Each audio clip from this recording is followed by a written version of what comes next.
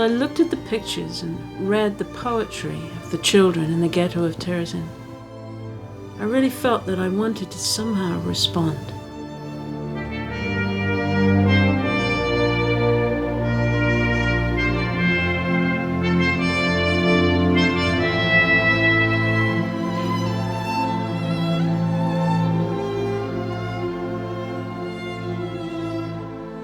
I knew very little about the Holocaust, and I knew nothing about Terezin, which was the context that this was all set in.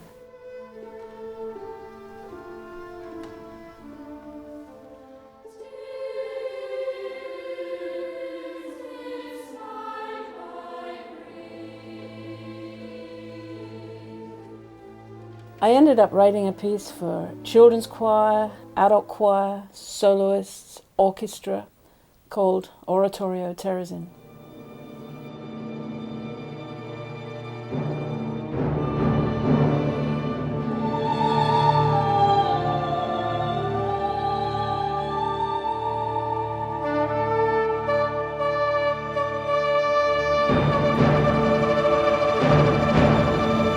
Dann wird das Ergebnis nicht die Bolschewisierung der Erde und damit der Sieg des Judentums sein, sondern die Vernichtung der jüdischen Rasse in Europa.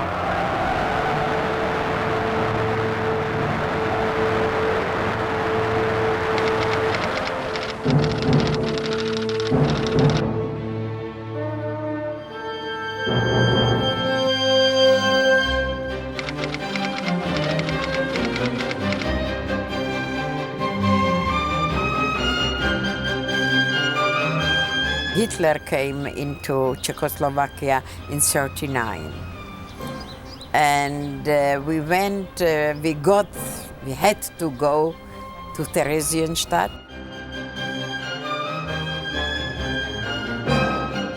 I was 12, not yet 12, when I was deported to Terezin. Terezin Ghetto was a place of misery.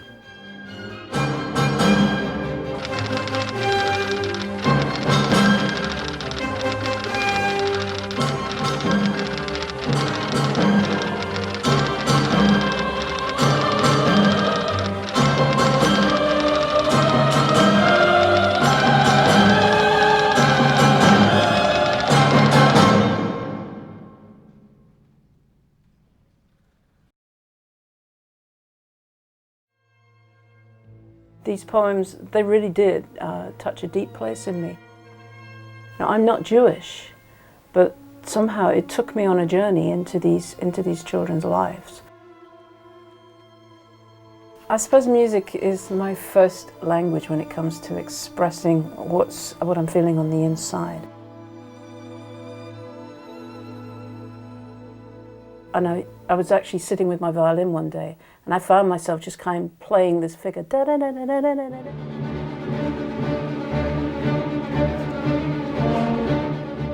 Every time you wake up, what you think is of being transported and being killed. So that was the greatest fear. A boy who was in Terezin called Michael Flach wrote this poem. The heaviest wheel rolls across our foreheads to bury itself deep somewhere inside our memories.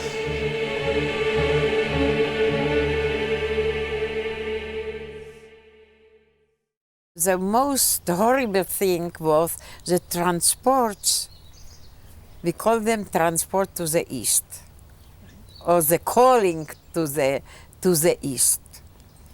But then we didn't know about Auschwitz. There was always a strong belief in life. Terezin was architecturally designed as a fortress town.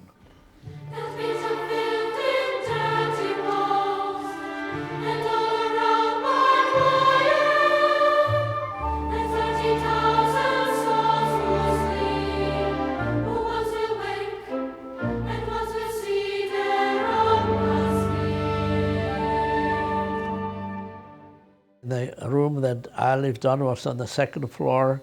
We slept on 3 bunk beds, 3-layer bunk beds, 2 to each bed, 40 of us. I don't think there was any soap at all and hardly any water to wash. That's where we slept, that's where we ate, with hardly ever going outside of that building. We children tried to live our life. Painting was done mostly by women, you know, most of the boys, we wrote poetry. You say paint, so you have in your mind and pencil and colors. Somebody had to steal a pencil somewhere. I was 14 at the time I made this painting.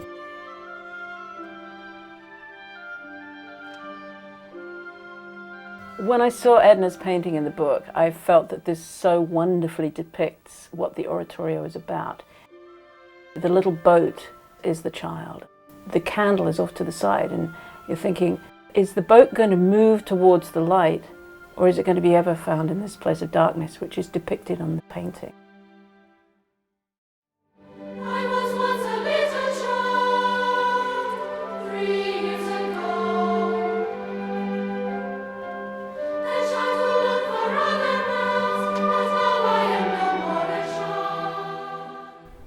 I remember in the end, the children, we take the dead and we bring that to the crematorium. How old were you? 20 and a half, maybe 13.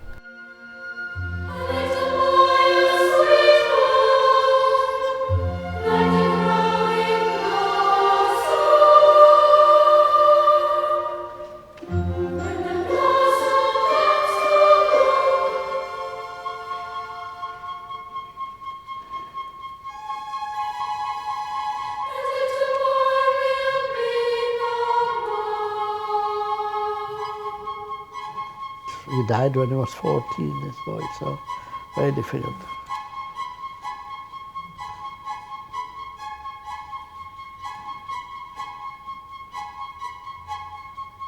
My brother and I were 2 of the 15,000 children sent to Terezin. I was one of the 100 that survived. My brother was one of the 14,900 who did not.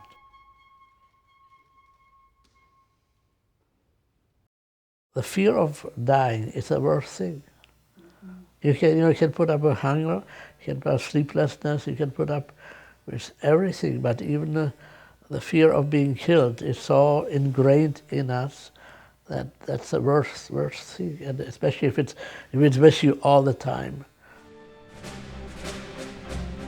People walk along the street, you see at once on each you in the Ghetto. This evil and the fear. You lived, you died. It depended. Not on you, not on what you wanted to. A prayer of mine had always been, God, I want to know your heart.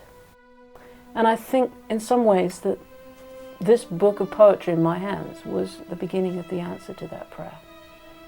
I was feeling to take some of these poems and weave them together with the Hebrew scriptures. If I was going to incorporate the Hebrew scriptures with this, then I was going to need an adult voice, an adult response to the place of suffering, that response that says, God, where are you? Have you forsaken us?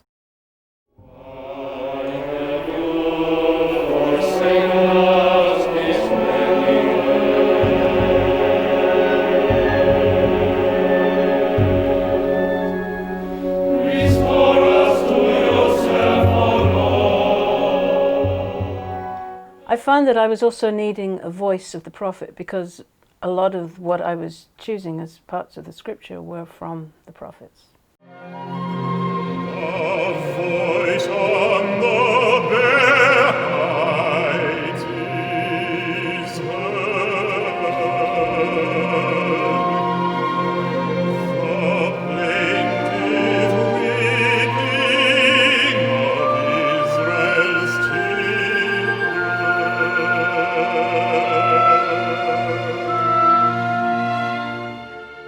found myself sort of hearing this very high voice, this high female voice that would somehow weave in and out of the piece, sometimes singing with the prophet, sometimes with God, sometimes with the children.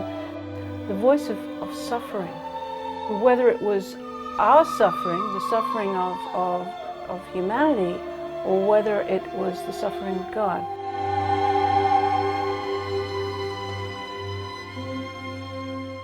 What I was finding in the scriptures that I was bringing was that God was portrayed as the lover, and he was the one that was calling his people back to himself. And so I felt, well, if you're going to portray the lover in music, the tenor is always the lover.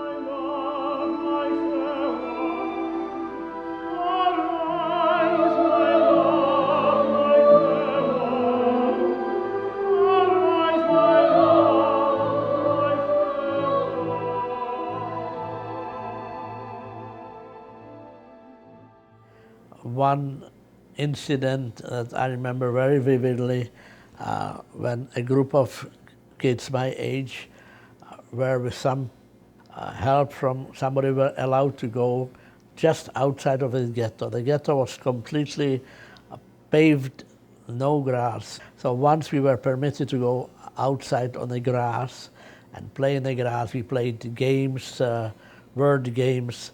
And that day, I always remember the joy of seeing grass, of seeing butterflies, of seeing nature. Well, just a few feet, maybe just 10 feet outside of the ghetto, but the joy was immense to be in nature, to realize what it could be to be like free.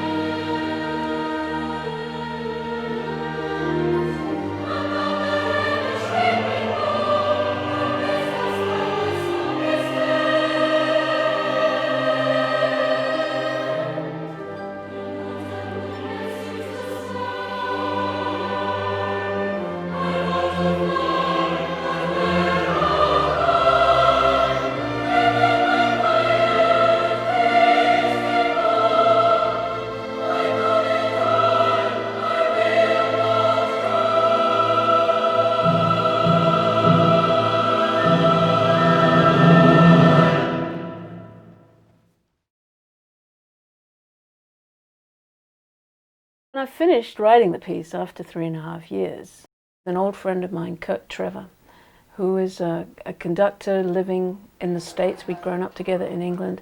We talked about the various aspects of how we were going to do this.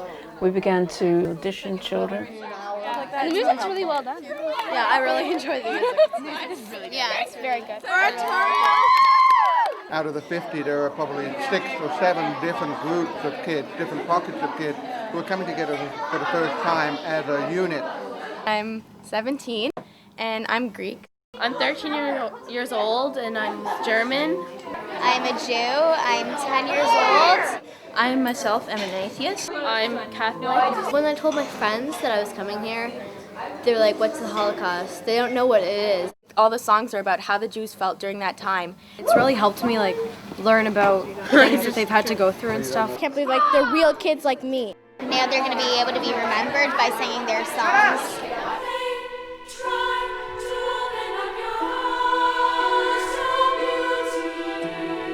The children actually wrote that during their time of suffering. It's letting everybody know what they were feeling, what the children were feeling, what the adults were feeling, what might have been feeling. It just brings a whole sense of hope.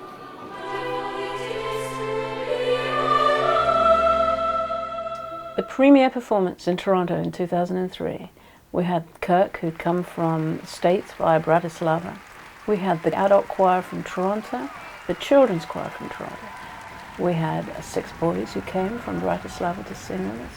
The Voice of God, who'd come from Wales in the UK. We had the Voice of the Prophet from Toronto, and Voice of Suffering from Texas. The standing ovation lasted forever, maybe 15 minutes. People were cheering.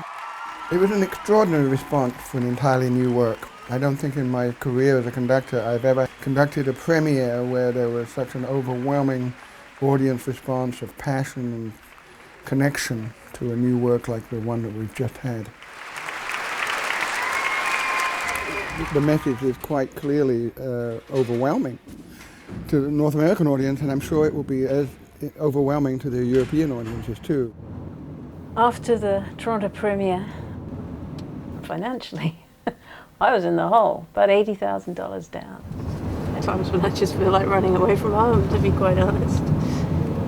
So, a message was left on my voicemail saying, "We loved the concert, heard that you needed some help." Not only did they pay off everything I needed for Toronto, but they gave me a substantial amount of money to convince me that definitely I was to go on my way towards Europe. So, amazing. Jakey, how do you feel about going to Europe? Psyched. I'm so excited. It's finally here, we're finally leaving. Hey, it's today, it's today, it's today. Yesterday I got a phone call from England to say that the guy who was singing tenor collapsed. So I had 24 hours. 24 hours before leaving, we had no tenor. The voice of God, the one who is the most important voice. So did you find somebody? Yes, Mark Dubois is going to sing. Do you know Mark? No. And where does he live? In Toronto. And did he get a passport, a visa? He's going to, yeah, we're going to get a visa in a day.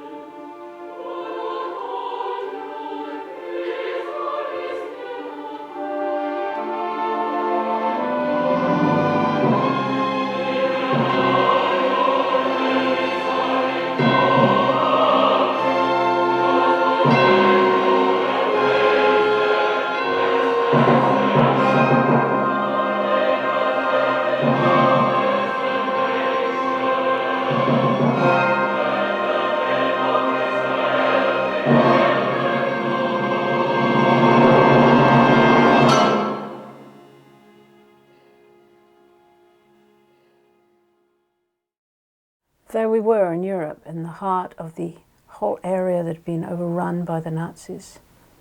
It seemed that we must go and visit Terezin.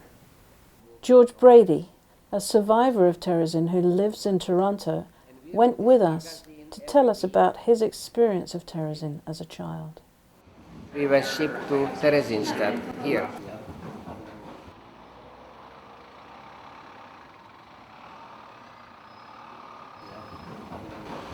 And I ended up actually, as a matter of fact, in this room, which was called room number 1 in L 417. In the ghetto as Theresienstadt, who's the way to be,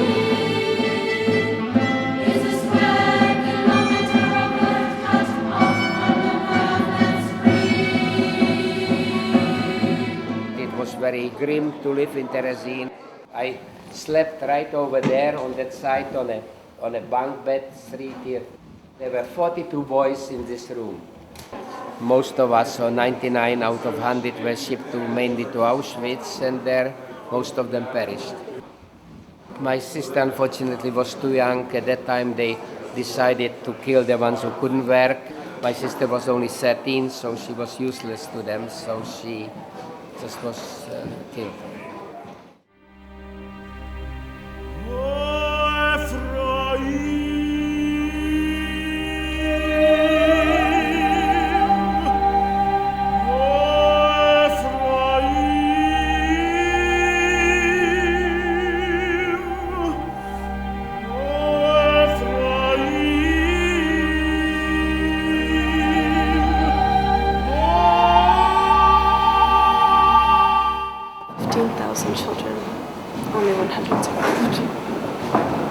only 100.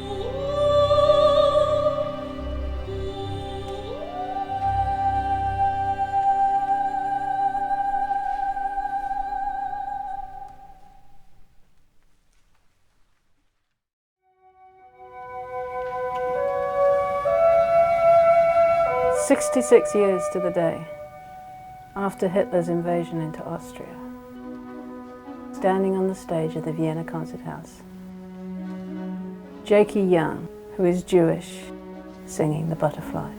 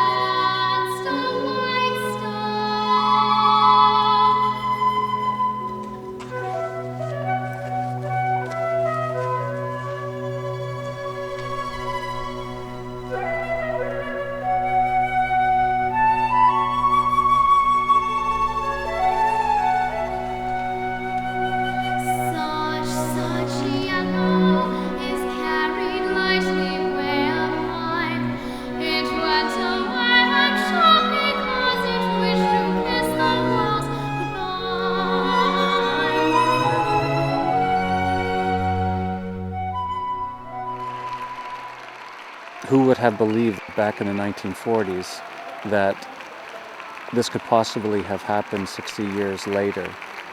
To see a Jewish boy at the age of 11 singing the song of the butterfly, which depicted the agony of the children in the Holocaust.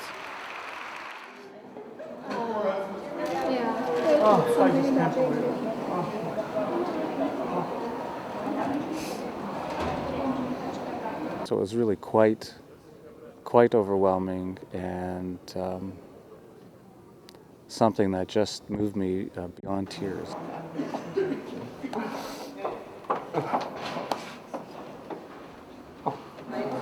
There's a cab just 2 hours from here. For the hurt of my poor people I am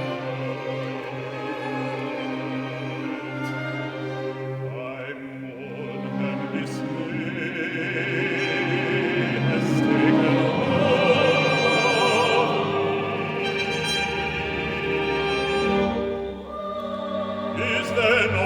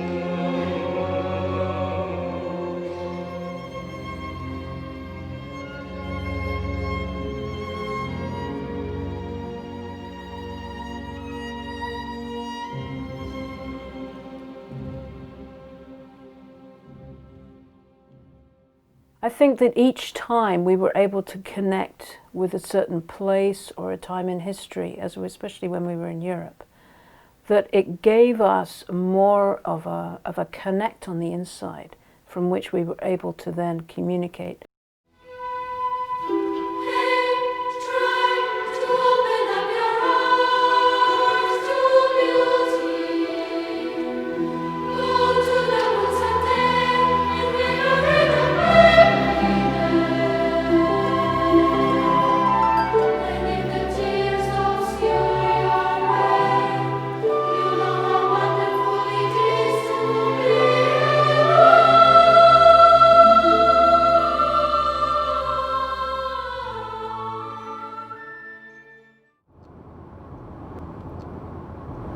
I feel like coming to Brno and doing this in the cathedral is really like, God, you go to vengeance then, but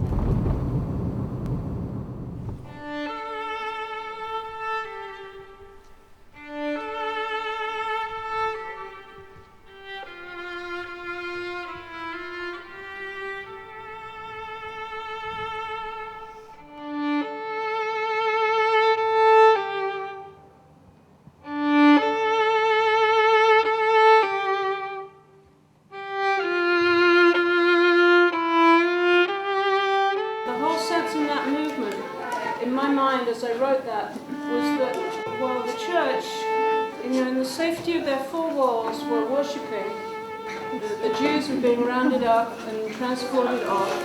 And have you noticed the brass, the big famous German hymn, "A Mighty Fortress is Our God"? So it's singing about how God is a safe place, while on the outside, it's not a safe place. And the whole sense of the church just not paying any attention or ignoring or trying not to even notice what's going on.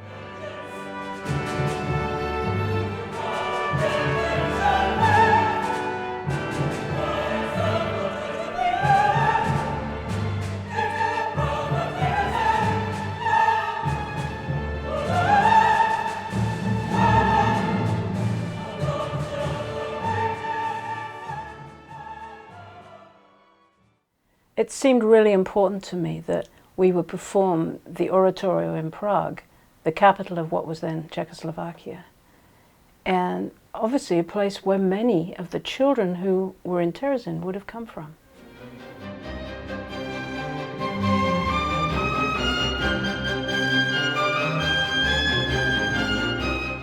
The date our performance had been booked for was March the 16th, which we discovered when we got to Prague was the very same date that Hitler had invaded Czechoslovakia and made his speech from Prague Castle.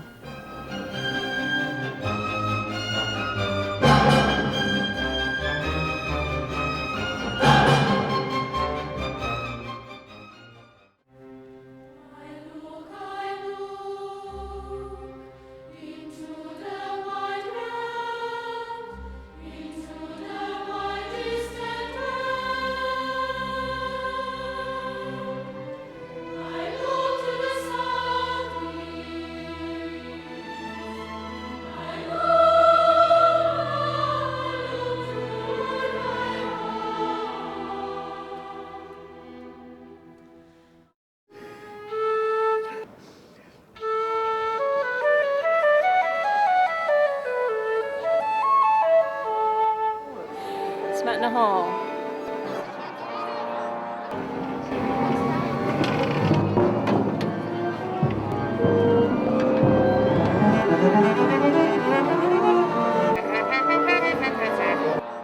The sound, the acoustics are unbelievable, and I think tonight, just musically, it's going to be amazing out there because the sound just envelops you.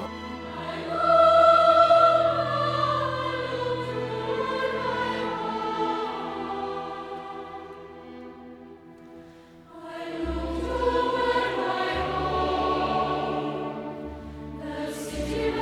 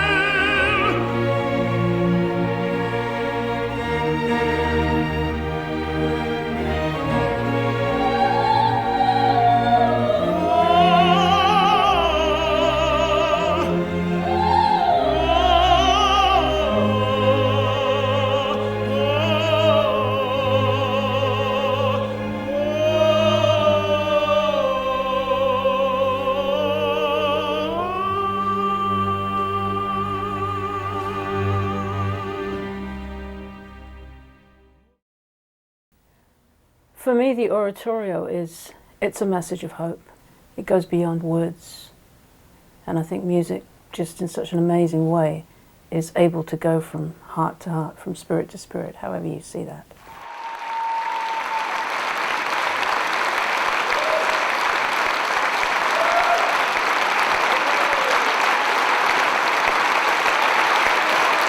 I'm the third generation after the Holocaust. My parents are survivors, and the fact that Ruth is Christian and half of the audience was Jewish, I think this will really help to reconcile these two communities, especially in this country, which deported so many Jews to concentration camps. I really don't have words.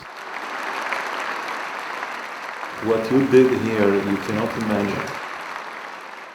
I was very, very moved, and really, I didn't want it to end. It comes from the heart. It's God's heart for you, for your people. It's like bringing the dead alive again.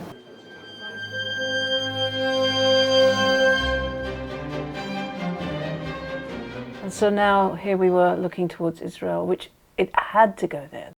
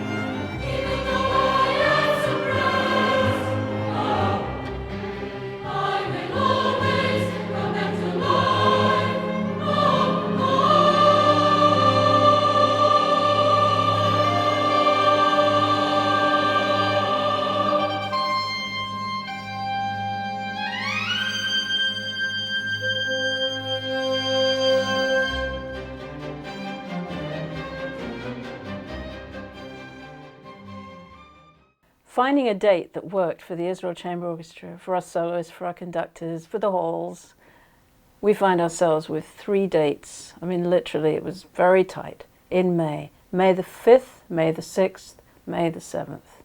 The premiere performance in Israel, May the 5th, 2005, in Tel Aviv, turns out to be Holocaust Memorial Day in Israel of that year.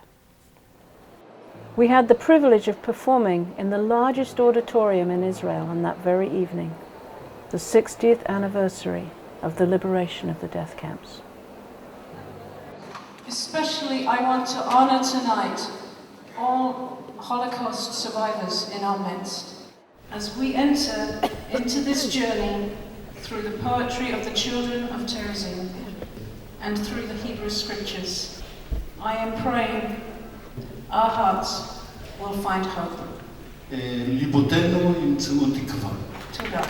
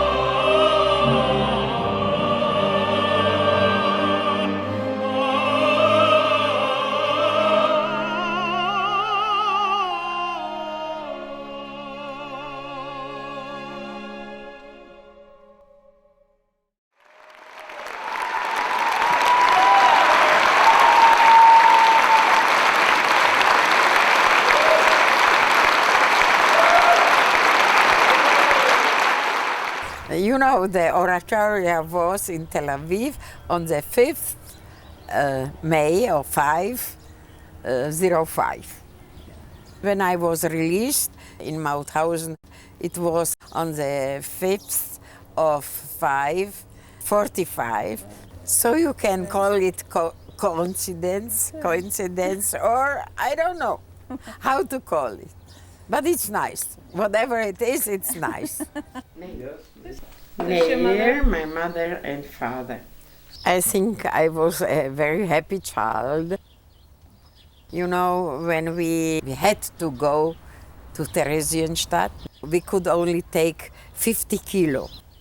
I put into backpack my doll, and my mother tried to put in all kind of sugar or something like this.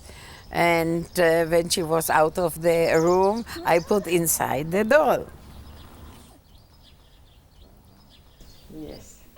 My brothers. We lost so many people in the Holocaust. My aunts and grandparents. My father went to Auschwitz and never got out. He went in the gas chambers. After we lost so many people, I am pleased to have a big, nice family here in Israel.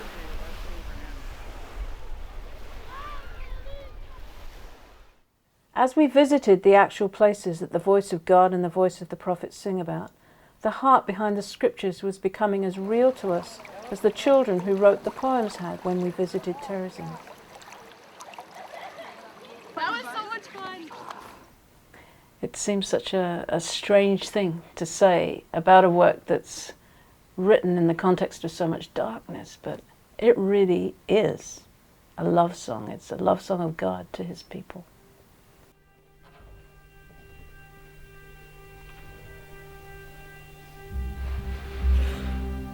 Arise, my love, my fair one, and come away with me.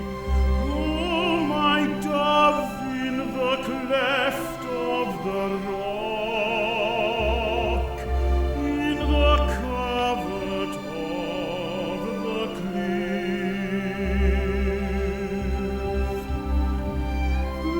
Let me see your face. Let me hear your voice. For your voice is sweet, and your face is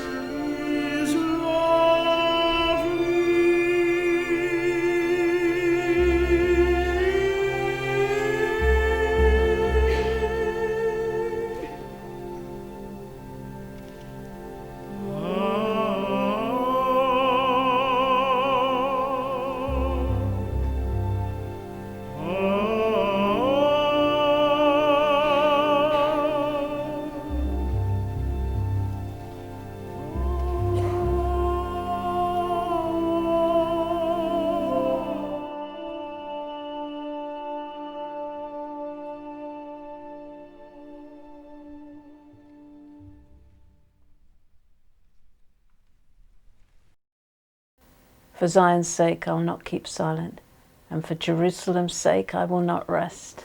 And, you know, there we were in Jerusalem, and he's standing on the stage singing those words. For Zion's sake, I will not keep silent, and for Jerusalem's sake, I will not rest.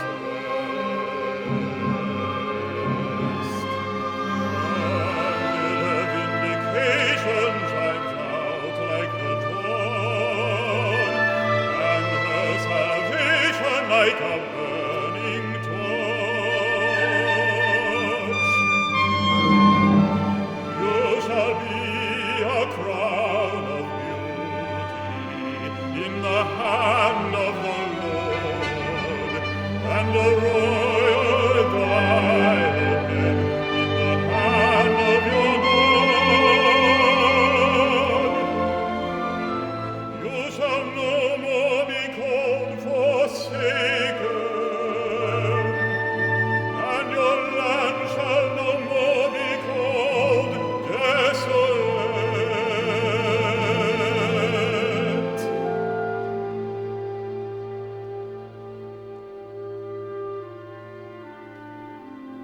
But you shall be called, my delight is in her, and your land married.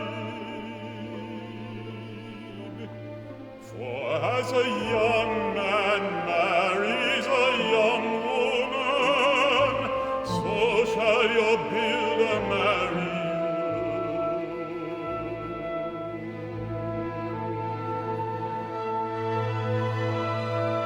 And as a bridegroom rejoices over the bride,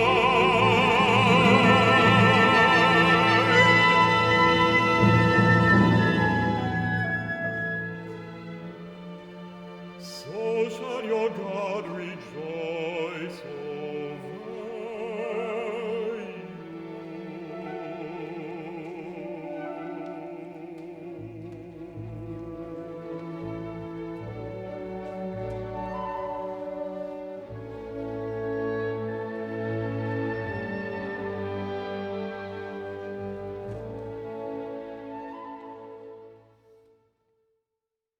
The last movement, calling us to a place of hope. The children are singing it, it gets louder, then instruments in the orchestra start picking up their part, and then the adult choirs start, and then even the soloists get on in it. And then by the end of the movement, at the end of the piece, every single instrument, every single voice, at least for a couple of bars, all play what the children started. And so it's like this gathering up into a place of hope.